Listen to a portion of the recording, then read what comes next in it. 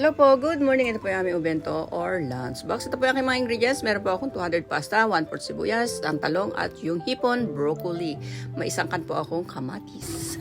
Maglagay po tayo ng pasta. Lagyan ko ng asin, bawang, sibuyas. Tatadin po natin. Maglagay po tayo ng olive oil. Ayan po yung talong. Hatiin po natin.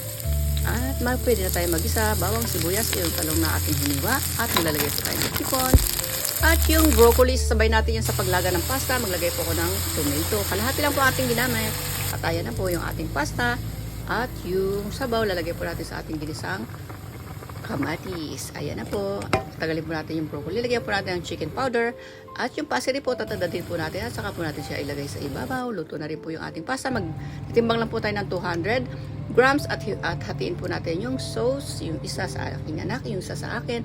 At naglagay po ako ng sunrap sa ating pasta para hindi po siya maglata pag dating ng tanghali.